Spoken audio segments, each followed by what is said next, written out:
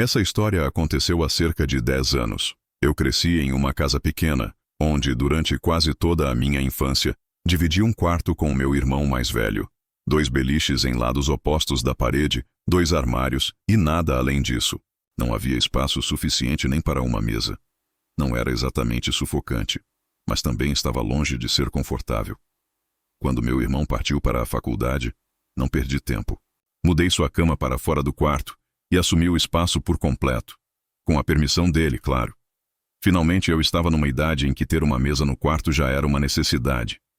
Era um alívio não precisar mais fazer a lição no porão ou no escritório do meu pai, no andar de cima. Esse arranjo funcionou bem durante 2 anos, até chegar a minha vez de ir para a faculdade. Depois que saí de casa, isso deixou de ser um problema. Só que após a formatura, meu irmão conseguiu um emprego na nossa cidade natal e, sem pensar 2 vezes, voltou para a casa dos meus pais. A primeira coisa que ele fez, retomar o quarto, que eu havia transformado com tanto esforço.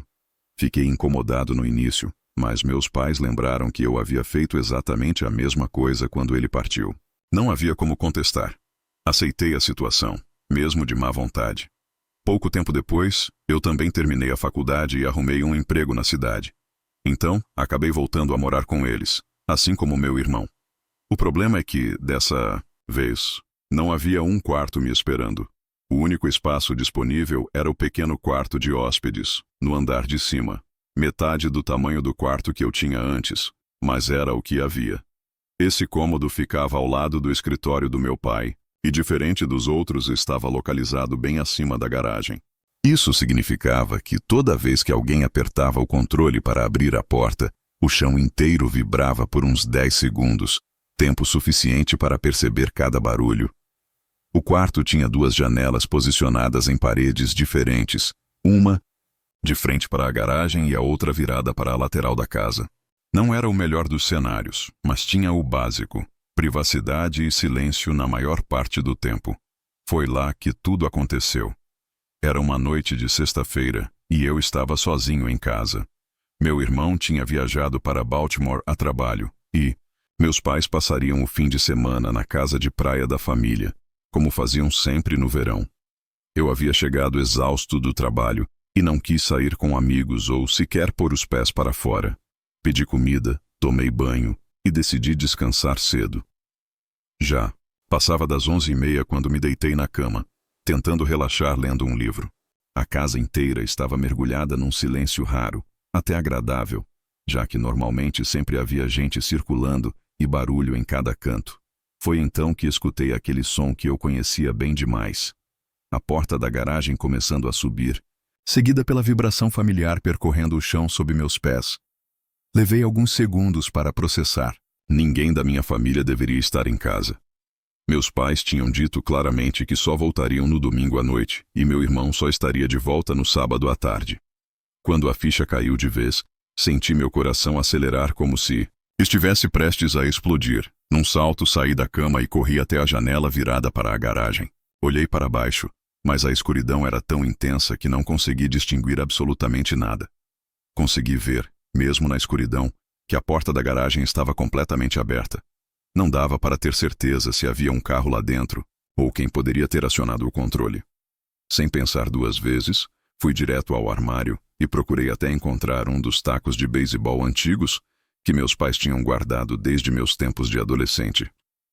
Desci as escadas com o máximo de silêncio que consegui, tentando me convencer de que havia uma explicação lógica para aquilo.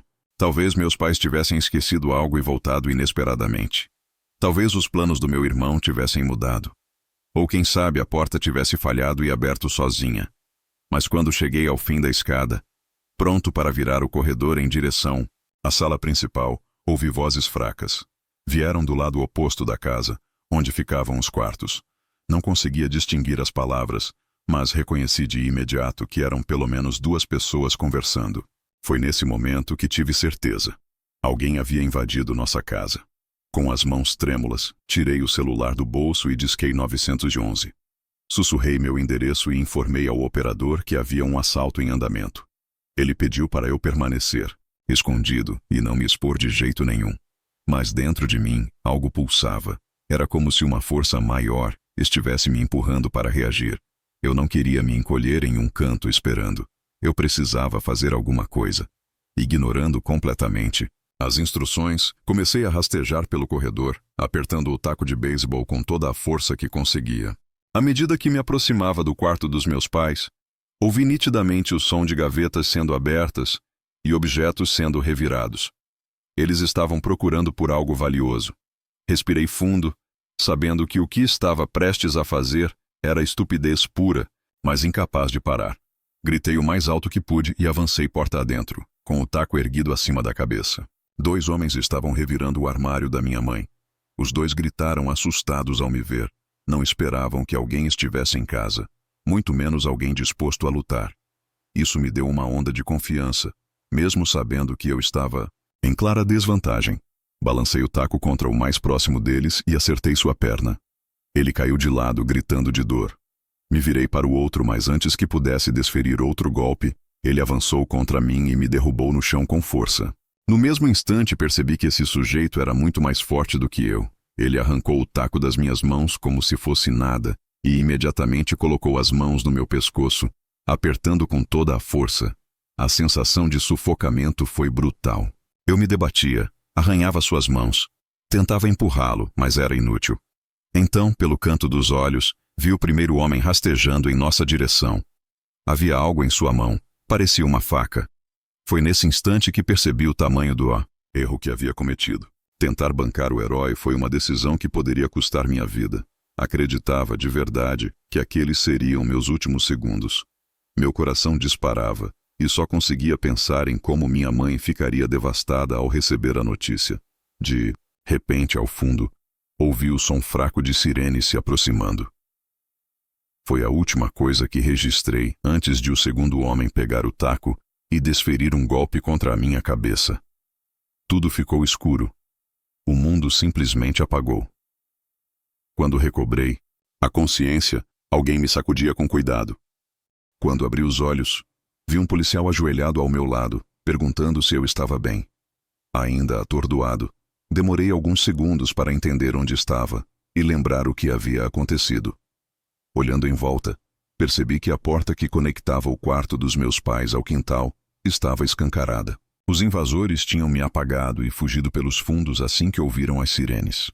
O policial pediu que eu permanecesse imóvel, com medo de que eu tivesse uma concussão ou algum ferimento mais grave. Minha cabeça latejava como se fosse explodir, mas eu ainda estava consciente, conseguia raciocinar, e aquilo já parecia um bom sinal. Quando os paramédicos chegaram, confirmaram que eu estava bem o suficiente. Mesmo contra as recomendações deles, recusei ser levado ao hospital. Contei em detalhes tudo o que tinha presenciado, e os policiais disseram que estavam fazendo buscas pela vizinhança à procura dos suspeitos. Mas, como era de se esperar, quando chegaram, os homens já tinham desaparecido havia muito tempo. A polícia fotografou a cena, coletou informações e depois foi embora. Assim que fiquei sozinho, liguei para meus pais e para meu irmão. Não demorou para que meus pais descarregassem a raiva em mim, chamando-me de imprudente por ter confrontado aqueles homens. Eles tinham razão. Se eu tivesse apenas seguido o plano e me escondido, talvez a polícia tivesse conseguido pegá-los em flagrante. A verdade é que os invasores nunca foram encontrados. Meus pais não perderam tempo.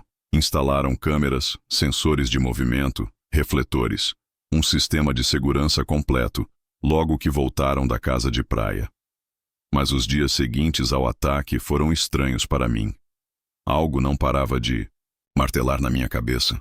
Todas as portas da casa estavam trancadas naquela noite. A única forma de abrir a garagem era por um pequeno botão instalado no carro do meu pai, que funcionava como um controle remoto.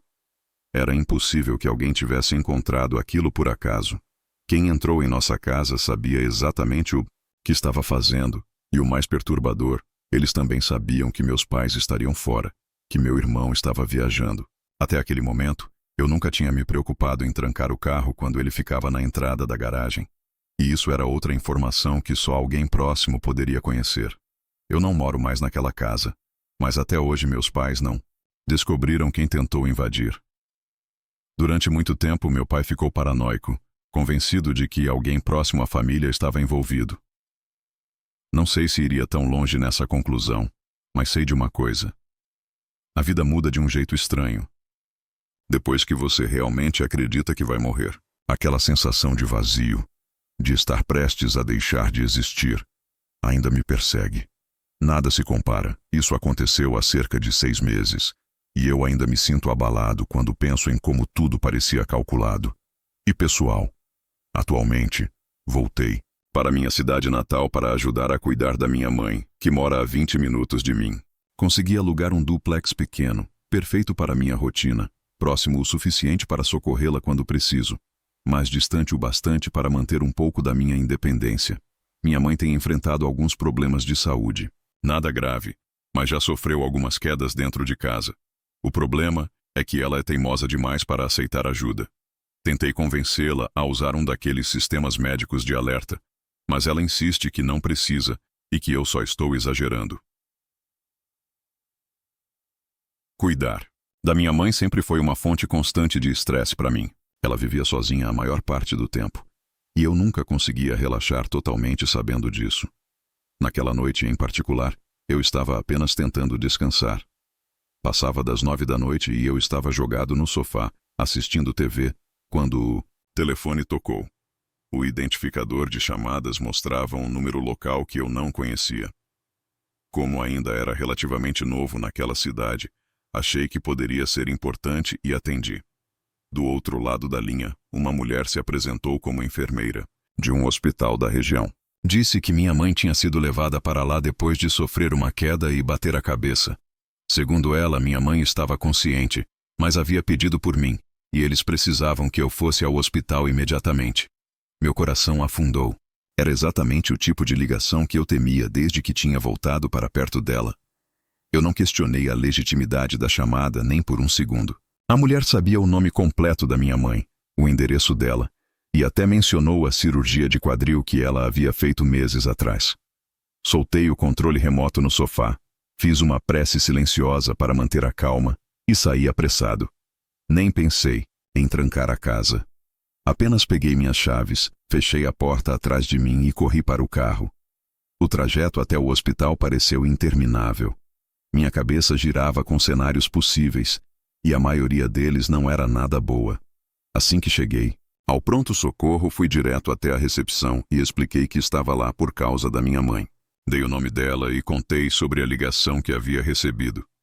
A enfermeira olhou para mim, confusa, e depois de checar no computador, disse que não havia registro de ninguém com aquele nome internado ou em atendimento. Insisti que só podia haver algum engano, já que eu havia falado com alguém que se passou por funcionária dali, mas a recepcionista foi firme. Não havia registro algum. Ela sugeriu que eu ligasse diretamente para minha mãe. Foi o que fiz. Saí do hospital e disquei o telefone fixo dela. Para meu alívio e confusão, ela atendeu, sonolenta, dizendo que estava bem e perguntando por que eu ligava tão tarde. Não tive coragem de preocupá-la, então apenas disse que queria checar se estava tudo certo. Ela riu e pediu para que eu a deixasse voltar a dormir. Foi aí que a realização me atingiu, como um soco no estômago. Aquilo tinha sido uma armadilha. Alguém usou informações pessoais da minha mãe para me tirar de casa. Corri de volta, furioso comigo mesmo por ter caído tão facilmente. Quando cheguei, a porta da frente estava fechada, exatamente como eu havia deixado. Por um instante pensei que talvez estivesse exagerando, mas bastou cruzar a soleira para perceber a verdade. Minha casa tinha sido completamente saqueada. A televisão havia sumido, junto com o meu laptop e uma pequena caixa de joias que eu guardava no quarto. Mas o mais perturbador não foram os objetos de valor que desapareceram. Ao olhar mais de perto, percebi que os invasores levaram coisas estranhas, pessoais. As fotos de família foram arrancadas dos porta-retratos, mas os quadros continuavam no lugar. No banheiro, os frascos com minhas receitas médicas tinham sido levados. Não fazia sentido. O que levaria alguém a roubar justamente aquilo? Não havia lógica, era cruel, quase sádico. Não existe motivo racional para ladrões carregarem fotos de família. Nenhum. Liguei para a polícia imediatamente, mas já sabia que era tarde demais. Eles não estavam mais lá, e não havia nada que eu pudesse fazer para recuperar aquelas lembranças roubadas. Contei tudo aos oficiais, mas por dentro eu já me sentia derrotado. Lembro-me claramente da ligação naquela noite. Depois de ouvir a gravação junto comigo, a polícia chegou à mesma conclusão que eu. Quem quer que estivesse do outro lado da linha sabia coisas sobre mim e sobre a minha mãe que nenhum estranho teria como saber. Eu não conseguia nem imaginar uma lista de pessoas que poderiam ter acesso a esse tipo de informação, ou sequer entender como alguém poderia ter conseguido tudo aquilo em primeiro lugar. Os policiais disseram que eu poderia ligar novamente, se tivesse algo mais concreto, e então se foram. Fiquei sozinho, mergulhado em confusão. Pense nisso. Que sensação perturbadora seria descobrir que alguém lá fora conhece detalhes íntimos da sua vida, suficientes para atrair você para fora de casa como se fosse um jogo. O roubo em si já era horrível. Mas o fato de terem levado fotos de família e até minhas prescrições médicas deixava claro que não era apenas por dinheiro. Eu não conseguia me livrar da sensação de que havia algo maior por trás, talvez um plano de longo prazo. Roubo de identidade? Algum tipo de esquema envolvendo documentos pessoais? Tudo parecia possível. Nas semanas seguintes nada mais aconteceu. Ainda assim, a ideia de estar sendo vigiado continuava me perseguindo. Minha mãe não conseguia se lembrar de ter compartilhado informações com alguém que não deveria, mas conhecendo-a, eu suspeitava que ela pudesse ter contado demais a alguma pessoa errada. Ela sempre foi sociável até demais, e para mim era óbvio que esse era o ponto de vazamento. Depois de muita insistência, consegui fazê-la prometer que seria mais cautelosa. Mesmo assim, não consegui me livrar da sensação de que havia alguém lá fora, alguém que sabia muito sobre nós, e que ainda não tinha terminado. Para me proteger, instalei uma câmera de campainha. Era o mínimo que eu podia fazer para ter algum tipo de alerta. E se algo acontecesse, eu estaria preparado para registrar. A vida seguiu. Eu era um homem solteiro de 30 anos, morando sozinho em uma casa alugada havia pouco mais de um ano. Um lugar simples, em um bairro tranquilo, mas que eu já considerava meu lar. A rotina estava encaixada e eu me sentia finalmente confortável, até aquela noite de quinta-feira.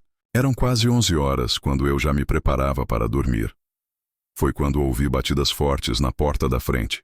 Não era uma batida normal. Era violenta, quase como se alguém estivesse tentando arrombar. O som ecoava pela casa, cortando o silêncio. Da noite, olhei pela janela, mas a luz fraca da varanda não me permitia enxergar claramente. Apesar disso, e apesar da agressividade da batida, eu não me sentia amedrontado. Sempre fui forte, atlético, e a sensação predominante era mais de irritação e confusão do que medo. Com cautela, abri a porta da frente, mas mantive a porta de tela fechada como uma barreira extra. Não fazia ideia do que esperaria ver, mas a visão me deixou sem palavras. Na varanda, um homem extremamente agitado. Ele parecia ter alguns anos a mais do que eu, de altura mediana, cabelos desgrenhados e roupas amarrotadas, como se tivesse dormido com elas por dias seguidos. Mas o que realmente me marcou foi sua expressão. Raiva pura e uma instabilidade quase palpável. Seus olhos se moviam sem parar, como se buscassem algo invisível. E sua respiração era pesada, entrecortada, como se tivesse corrido ou estivesse à beira de um colapso. Ele não parava de andar de um lado para o outro, incapaz de ficar parado. Antes mesmo que eu perguntasse o que queria, ele começou a gritar. Dizia que aquela era a casa dele e que eu estava invadindo. Ameaçou chamar a polícia se eu não saísse, imediatamente. Naquele instante, pensei que estava diante de alguém sob efeito de drogas, ou talvez em meio a uma crise mental. Quem sabe até as duas coisas juntas. Tentei manter a calma, explicar que ele tinha o endereço errado, mas cada palavra que eu dizia só parecia deixá-lo mais agitado. Foi então que ele começou a disparar detalhes sobre a casa que me fizeram congelar. Coisas que ninguém poderia saber apenas observando do lado de fora. Ele mencionou, por exemplo, que a porta do quarto principal havia sido mal projetada e sempre batia no banheiro. Sabia também que a maçaneta da porta dos fundos só funcionava se você a levantasse levemente antes de girar. Eram informações que apenas alguém que tivesse realmente vivido ali poderia conhecer. Havia mais detalhes, mas confesso que, em meio ao choque, não lembro de todos. Eu simplesmente fiquei parado, mudo, encarando aquele homem, tentando entender o que estava acontecendo. Mas aquilo era apenas o começo. De repente, ele puxou uma pasta pela porta de tela e começou a me mostrar documentos. Havia um contrato de aluguel em seu nome, datado de apenas 6 meses antes de eu me mudar. Mostrou também correspondências endereçadas a ele naquele endereço. Tudo parecia oficial, embora eu suspeitasse que fosse forjado. Mas nada poderia me preparar para o que veio depois. Ele pegou o celular e passou a me mostrar fotos. Fotos dele dentro da minha casa. Lá estava ele sentado no meu sofá, cozinhando, na minha cozinha, até mesmo deitado no quarto que agora era o meu. As imagens pareciam recentes, autênticas, não tinham sinais de edição ou montagem. E, para piorar, a maioria não era em retrato solo. Em muitas delas havia outras pessoas, que eu nunca tinha visto antes.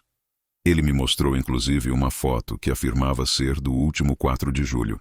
Era uma selfie tirada por uma mulher desconhecida, na qual apareciam ela, ele e mais alguns rostos sorrindo ao redor da mesa da cozinha.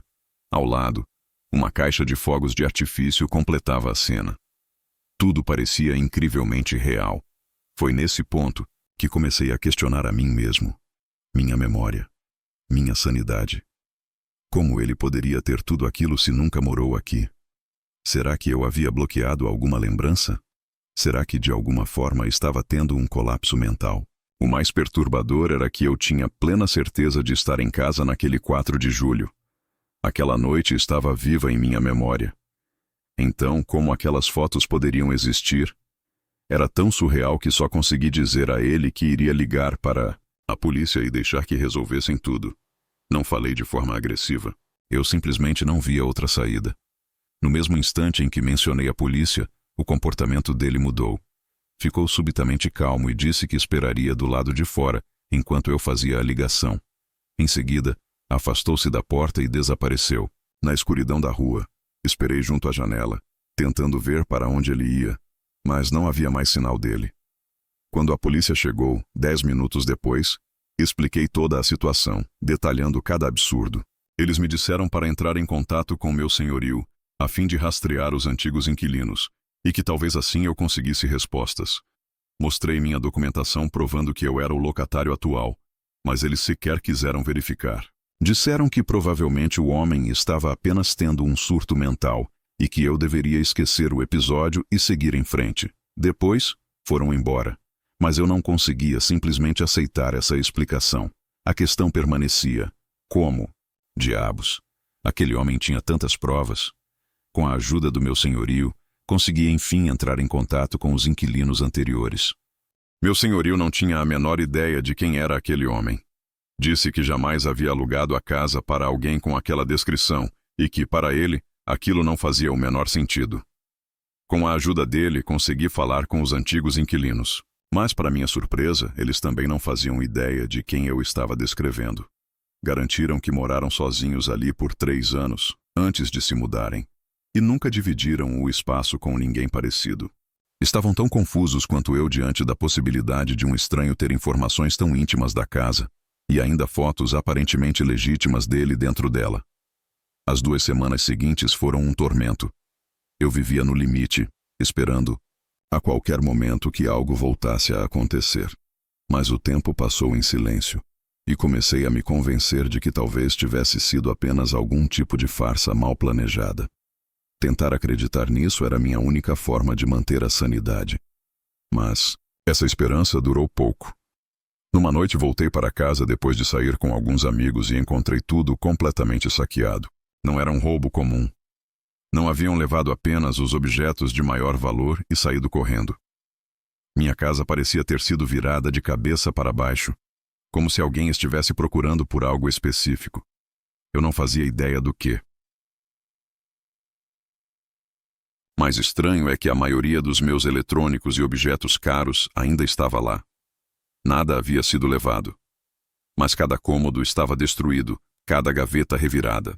Era como se o intruso tivesse um objetivo muito particular naquela invasão. A polícia não encontrou sinais de arrombamento, o que indicava que quem fez aquilo tinha uma cópia da chave. somado ao encontro bizarro de 2 semanas antes, não. Havia dúvidas para mim. Era a mesma pessoa. Dessa vez, os policiais trataram a situação com mais seriedade, e meu senhorio também. Todas as fechaduras foram trocadas imediatamente, sem custo, e ele ainda instalou novos sistemas de segurança. A teoria mais aceita, e a que eu também acredito, é que esse homem realmente acha que a casa é dele. Um delírio tão forte que o levou a invadir o lugar, procurando por seus pertences.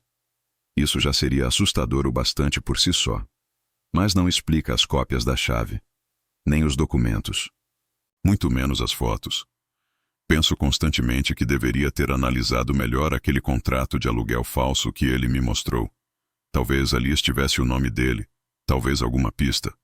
Mas no momento em que aquilo aconteceu, eu estava tão em choque que não consegui pensar. Papéis podem ser forjados. Cartas podem ser falsificadas. Isso eu consigo racionalizar. O que me assombra, o que não sai da minha cabeça, são as fotos. Eu não tenho nenhuma explicação para elas. Talvez fossem imagens antigas, com datas adulteradas. Mas ainda assim não faria sentido porque meu senhorio, dono da casa desde sempre, não reconhecia aquele homem. Um amigo sugeriu que talvez eu estivesse enfrentando algo que não era completamente natural. Eu não acredito nesse tipo de coisa. Mas, ainda assim, não consigo afastar essa sensação sufocante, esse peso constante que me persegue dentro da minha própria casa. É como se a qualquer instante eu fosse descobrir que nada disso terminou. Como se eu ainda estivesse sendo observado. Eu só espero de verdade que tenha acabado.